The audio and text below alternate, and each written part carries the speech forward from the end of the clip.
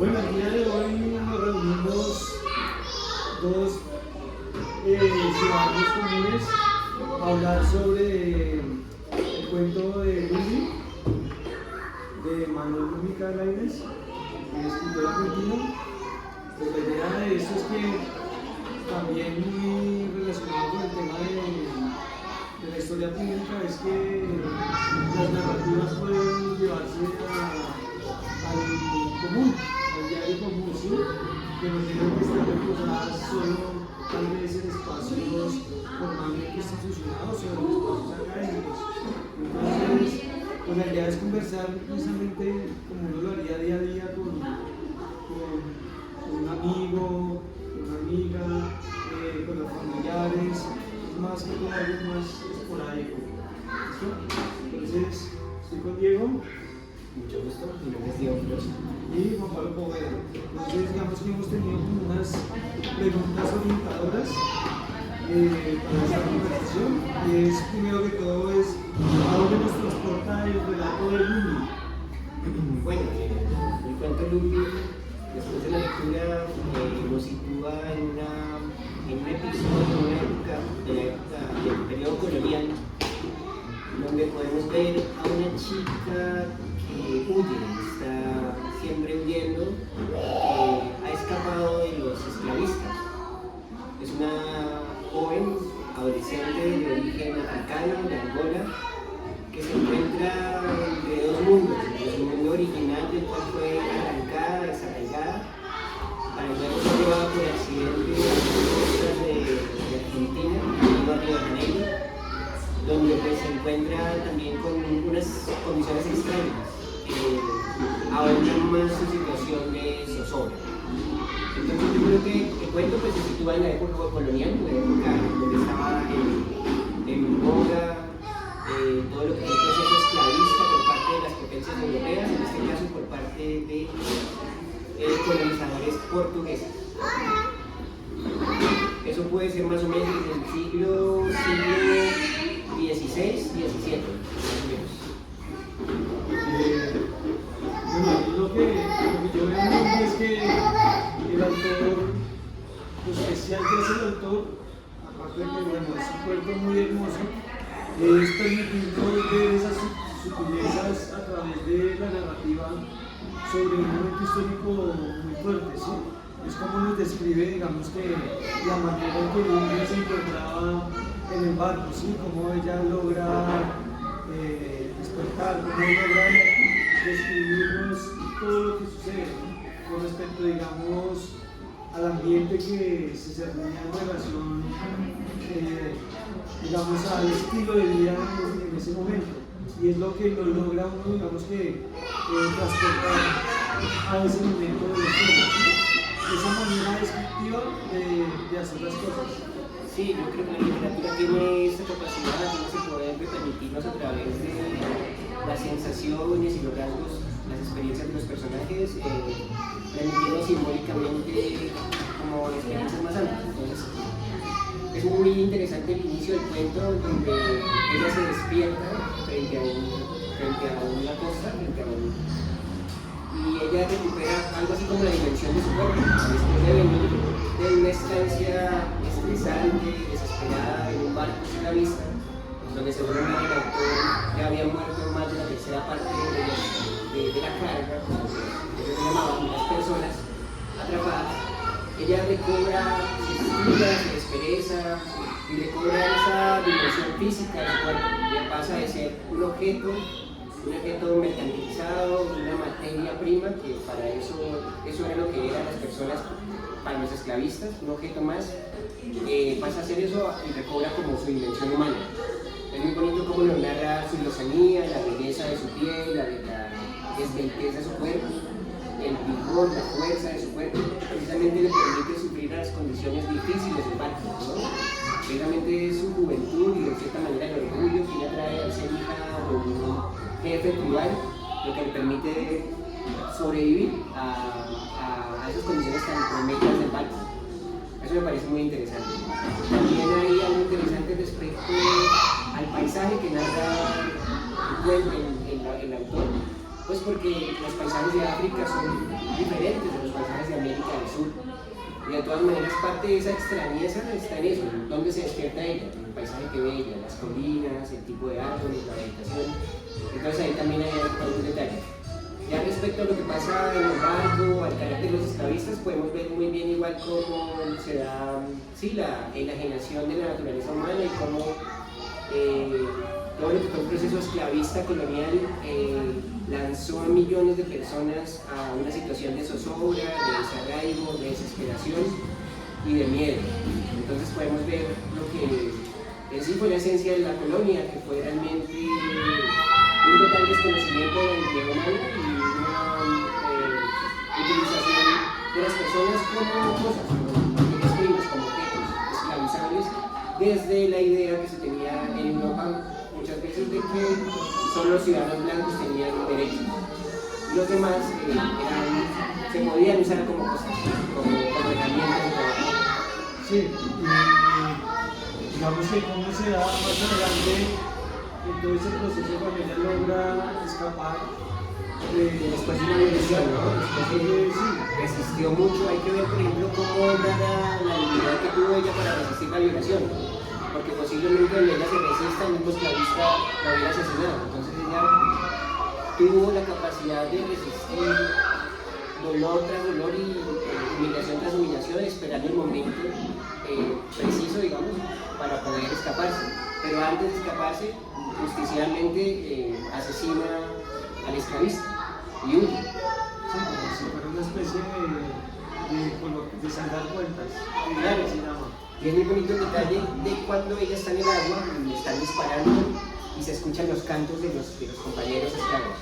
Los demás esclavos cantan, Sí. como diciendo, oh Dios, algo de justicia, ¿sí? En medio de tanto atropello, de tanta angustia, algo de justicia. Ella hizo justicia por nosotros. Creo que hemos caído también en, digamos, un elemento que íbamos a situar y era qué descripciones nos podían dar los personajes. ¿Sí?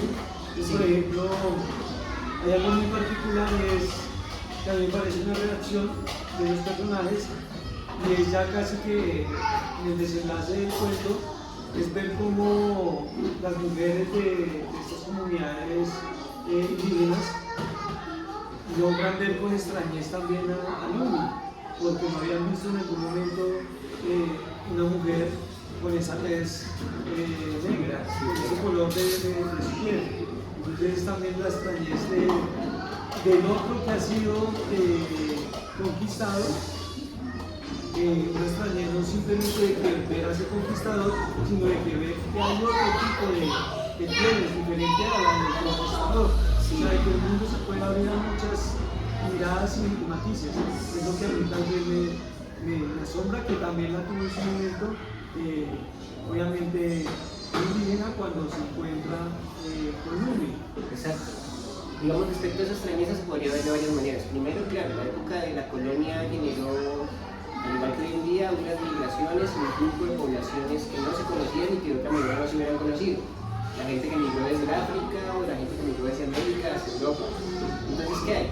Respecto al concepto de extrañeza podemos ver varias cosas. Una, y es que los europeos tratan a los africanos como extraños, llevándolos como a una noción de animales de presa. Esa es una de las formas de la extrañeza. Está la extrañeza de estos colonizadores blancos que vienen a arrancarnos de nuestra vida y a llevarnos como materia prima para que trabajemos en otras partes y a utilizarlos hasta la muerte. Y luego está, como yo decía, la extrañeza de los indígenas del guaraní que encuentra a la chica y la trata con cierta condescendencia, pero que el encuentro no se logra resolver hacia dónde va ese cuidado. Pero sí, uno entiende al principio que él es como un protector, ¿no? Y al final también está la extrañeza de las mujeres, como decía Juan, que es la extrañeza que es como una especie de extrañeza instintiva, ¿no? De rechazar al nuevo, al extraño, pero también aquel que, como ella es una mujer y se nota como cierta preferencia de él, la extrañeza también como animal, ¿no? A la hembra rara, a la hembra que viene como a desplazar. Sí. Entonces hay distintas formas de extrañeza porque precisamente los contactos humanos generan eso, un encuentro de extrañezas, pero también una conciliación a veces de esas extrañezas a través pues, de las relaciones humanas, de los diálogos y de las herramientas de comunicación. Y obviamente nosotros destaca también otras como las relaciones de poder entre precisamente estos conquistadores que están ejerciendo la fuerza, una imposición cultural y demás precisamente sobre otros seres humanos. Y en este tema de la relación de poder es importante señalar las sensaciones que tenía el esclavista. ¿Te acuerdas que él se queja porque dice, yo estoy trabajando de sol a sol en este barco, en las peores condiciones, cuando esos príncipes de Portugal están allá con sus juegos amorosos, dándose la gran vida? Entonces hay varias relaciones ahí de poder, ¿no? Y es para quién trabajan los esclavistas, para una élite europea que se da una vida lujosa, una vida súper confortable a partir de una gran carga de sufrimiento de miles y millones de personas. Entonces ahí podemos caer, digamos que ya con el tercer elemento, y es qué relaciones se observan entre la situación narrada en Lumbi y nuestra realidad contemporánea. Entonces, digamos que ahí se sitúan bastantes cosas porque pareciera ser que las historias tienen un eco en la actualidad. Y muchas de esas relaciones sociales que se presentan, pareciera ser que las repetimos. Sí, de hecho igual la literatura es un gran espejo.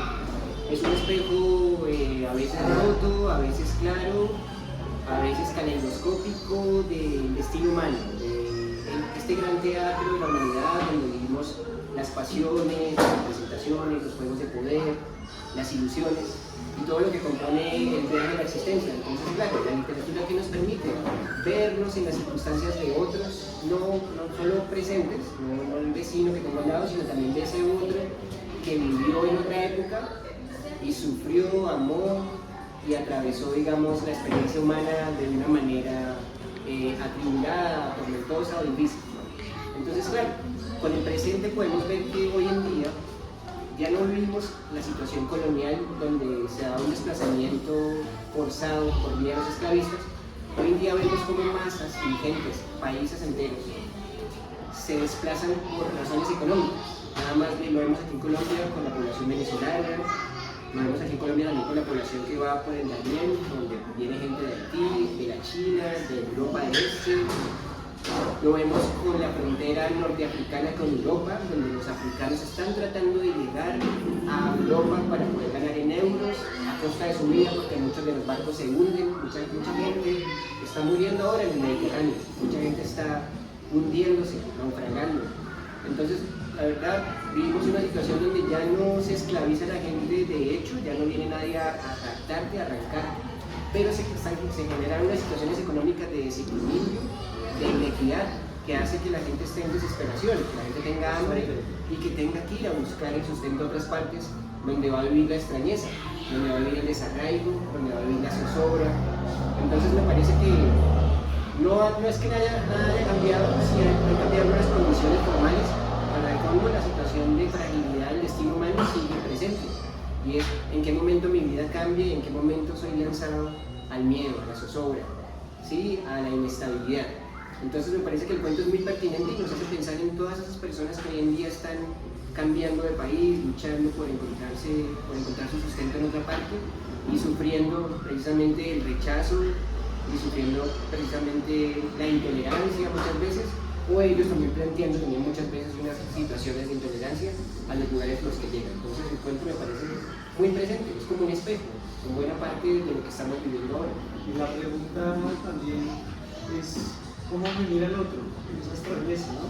Claro. En esa, digamos que en esa situación. Con lo que yo traigo, con mis costumbres, con mi forma de hablar, ¿Cómo me mira el otro? cómo veo el mundo. Que es también algo no similar, pero sí, digamos que podría decirse que es muy parecido a la situación de Lumbi en el hecho de cómo me mira el otro desde que esclavizó, desde ese esclavista, cómo me mira el otro en mi encuentro cuando ya puedo liberarme con el indígena, cómo me mira el otro con las mujeres indígenas que me ven como algo distinto y algo también, digamos que algo ahí como amenazante.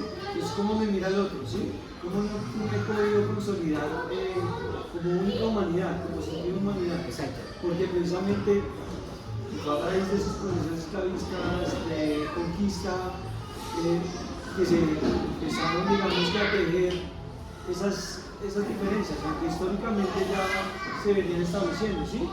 Pero como el desarrollo de la política liberal, romántica, del capitalismo, hizo que nos extrañáramos entre seres humanos, que generáramos diferencias y que no nos miráramos como una única humanidad, como una especie que tiene que vivir, que tiene que cooperar, sino que todo el tiempo estamos extrañándonos porque el otro se nos hace como algo extraño, no en el hecho de que sea diferente, que en ese diferente podamos aprender, sino que ese diferente nos genera la extrañeza del miedo tal vez, ¿sí? Claro.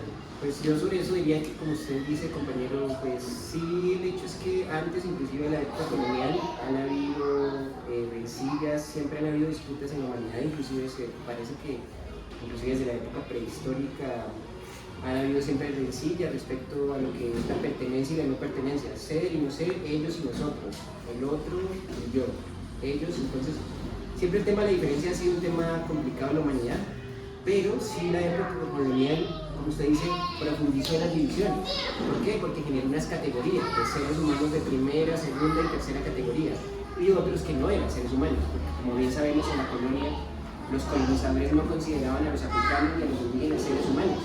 Eso se dio hasta que un papa, no me acuerdo ahorita, hasta 1700, no me acuerdo bien, pero se conmovió con todos los informes que generaron los frailes, Bartolomé de las Casas y otros monjes o otros representantes de la iglesia, y dijeron, no, por Dios, esta gente está sufriendo mucho y al final son seres humanos, son seres, tienen alma, no son animales a los que podemos desollar y llevar a la muerte como queramos. Entonces sí, por una parte es importante eso, y por otra parte también respecto al mundo contemporáneo, estamos viendo igual que la migración genera igual, si bien revive ciertas divisiones, también genera cierto reconocimiento de que en el camino de la vida todos somos al final viajeros que estamos lanzados al azar del destino, ¿sí? De lo que pueda pasar, de las circunstancias históricas, económicas, y que al final el ser humano no es tan diferente de sí, que las diferencias formales de color, de género, son nada más que eso, diferencias formales, porque nuestra situación existencial básicamente es la misma, y es buscar el sustento, resolver unas necesidades, al principio elementales, luego más complejas. Entonces, por una parte sí se ahondan las divisiones, como hoy en día, pero por otra parte a veces pienso que en el mundo contemporáneo, y lo he visto más en los jóvenes, a veces se comprende, o sea, se intenta como no darle importancia tanto a eso, a lo formal, sino qué lleva el otro, qué tiene el otro dentro de sí, qué me puede proponer el otro, qué puedo compartir con el otro. Entonces, por una parte me alegra que ya no vivamos en un mundo tan agorero y supersticioso, donde antes ser judío, bueno, ser negro, ahora palestino, era de por sí una marca de nacimiento, sino de que puede haber más conciencia de lo que somos una sola especie, los seres humanos, y de que estamos básicamente todos en la misma lucha por vivir y por tratar, más que de ser felices, pues de lograr como unas condiciones que consideramos óptimas para vivir. Entonces, sí, el mundo ha cambiado, pero igual las divisiones se siguen ahondando porque muchas veces quienes se benefician de las divisiones tratan de seguir profundizando, ¿no? Los señores de la guerra, ciertos políticos siniestros, pero igual de todas maneras creo que sí, a través de los siglos no vivimos la misma conciencia de la época esclavista, donde se normalizaba ver a una persona negra o un indígena como un animal, amarrarlo, ahorcarlo, ¿no? Hoy en día hay un poco más conciencia de los derechos humanos, o sea, ya ha habido ya desde la Revolución Francesa ya casi 3 siglos, digamos, o sí, ya vamos para 3 siglos de al menos debate y discusión y de poner sobre la mesa los derechos humanos. Entonces, sí ha habido un aprendizaje y eso es valioso.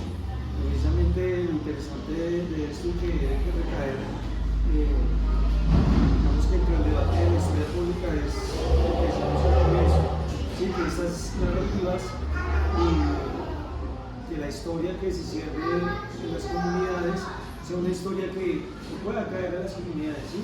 Que nosotros mismos podamos hablar sobre temas que a veces se convierten muy formales, muy institucionales, muy académicos, pero que las mismas comunidades tienen mucho conocimiento sobre esa historia, ¿sí?